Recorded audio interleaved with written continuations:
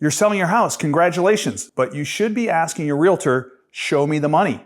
I think a lot of clients get into a real estate transaction, they have no idea what's involved in terms of the expenses, what's going on in the current market, and so you might have a price in mind, but the real question when you're selling your home is, what will I net?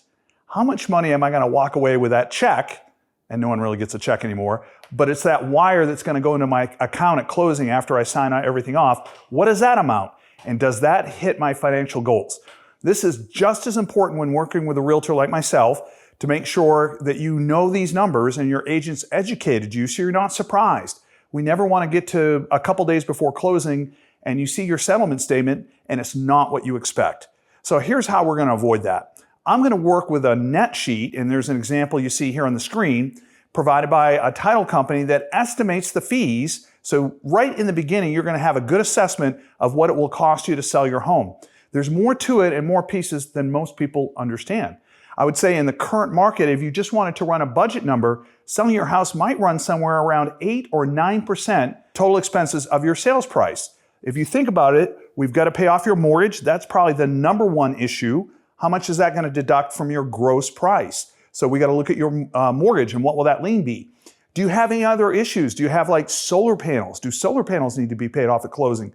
Because if they're not paid off, you'd have to push that note onto the buyer. And I'm going to tell you in the current market in 2025, it's going to be difficult. I'll never say impossible, but it's going to be difficult to make that happen. So you probably should expect if you have solar that we're going to go ahead and pay those off of closing.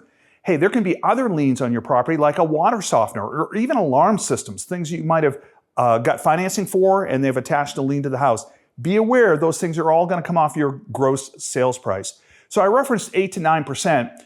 What does the real estate portion of this transaction look like? Well, there's going to be agent commissions. So myself as a listing agent assisting you in selling a house and getting you top dollar because that's my goal. It's not what you pay me, it's how much money I can get you on the top line. That's my value as a real estate agent, and I'm going to work on that with great marketing and great pricing, but I'm going to charge a certain fee based on that. Then we have a business decision. You might have heard about commission structure changes in real estate in the last 2 years. What we're seeing is now the buyer's agent is paid for responsibility by the buyer. However, as a seller, you have a business decision. Do you want to make sure that you're competitive in the marketplace with other sellers that are offering compensation to the buyer? And I can show you, we'll put up some examples here of what the builders are doing. They're not realtors, they're not regulated by NAR, but they still offer commissions to realtors to attract traffic. Because at the end of the day, what's going to get you the top dollar on your sales price is traffic. The more people that come through your home, the more activity, the more potential buyers, and we're going to sell earlier and faster and for a higher price than if your house sits on the market, let's say 3, 4, 5 months, and that value goes down because now the market sees that you are too long on the market and they're going to lowball you with an offer. So I always recommend that we offer buyer agent compensation so we can attract more people to your property. So those are two big pieces of it. Another piece that's not well understood is we need to have a title policy. A title policy is issued by a title company, and they're going to do a process where they essentially identify all the owners, and they're going to make sure all the liens get paid off, and then they're going to back it up with an insurance policy that protects the buyer.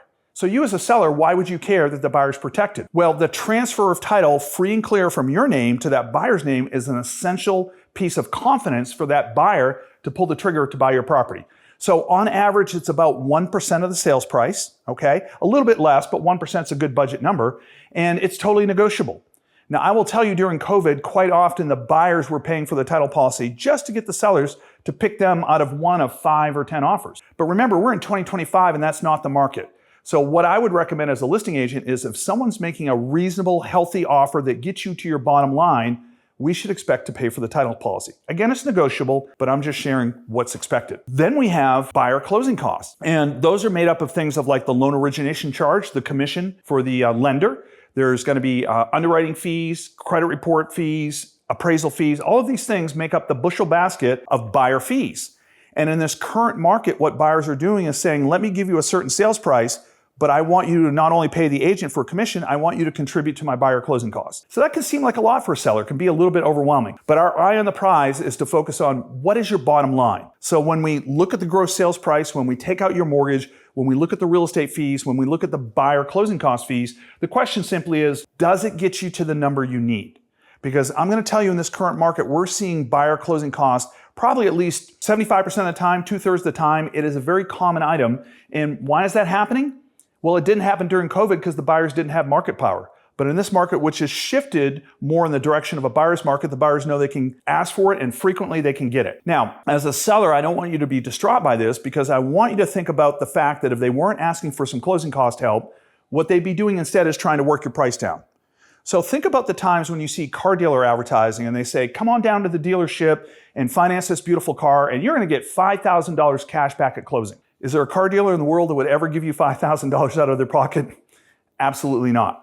But what they will do is essentially let you finance more money to get the $5,000 back. So as a seller, that's essentially the process we're working with here. If the buyer didn't need this closing cost in this bucket, they would be over in this other bucket negotiating down the price. But because they need the closing cost, they're generally willing to give a slightly higher sales price to finance the money they need back. And it's a win-win, because now they can close on the loan and you as a seller can get your property sold sooner and for more money than if we waited on the market for 4 or 5 or 6 months for the perfect buyer to come along that didn't need closing cost help. So those are the essential elements, the main factors that affect value when you sell your home, but there's some other pieces we need to be aware of. There's going to be a home warranty request, almost certainly from the buyer. And this is probably going to run in the neighborhood of $600 or $700. But it's actually a good thing for you as a seller because it creates some separation liability-wise. Look, Murphy's Law governs the universe, and that buyer is going to buy your house, and sure enough, the water heater is going to go out, or the HVAC is going to stop cooling. Something's going to happen. What we don't want them doing is picking up the phone and calling their attorney, because that can be very expensive and a hassle and stressful. We much rather have them call the home warranty company and get that HVAC or that water heater fixed. Again, creating some liability separation between you as the seller and them as the buyer. They get what they need, which is get the thing fixed, and you get to go down the road with a greatly reduced chance that anyone's ever going to come after you after the sale because they said you didn't disclose properly about defects. So home warranties are important. Surveys. Now, the good news is you may have a survey in hand from when you bought the property, and if the buyer will agree to use it, we could probably save you $400 or $500 on the standard city lot. So dig through your files and pull out that paperwork and see if you can find the survey. That's going to save you some time and some money. Now, surveys are always negotiable, but what I see is probably 9 times out of 10, the buyer would be willing to accept the survey, and do know that it has to be blessed by the title company and the lender. So they're the final say on whether a survey can be reused. But we're going to look and see if we can save you some money there. The other thing we're going to look at is HOA docs or POA docs. So you're probably in many cases belong to a homeowners association, or more technically what we call a property owners association. And the buyer's going to want to see those bylaws so they can look and see, can I put my flagpole up? Can I park 2 cars in the driveway? Whatever the conditions are that are important to them, they're going to look at those documents. Now, this fee is kind of split.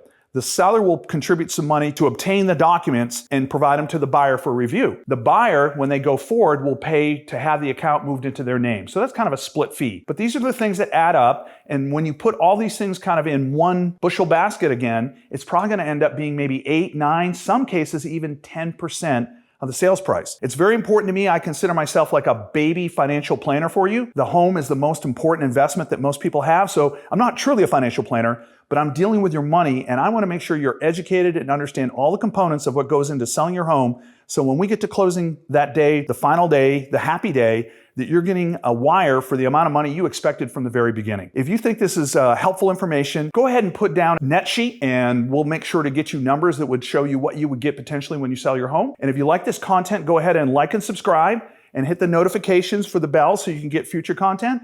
And again, I'm Mark Stillings, and thanks for listening.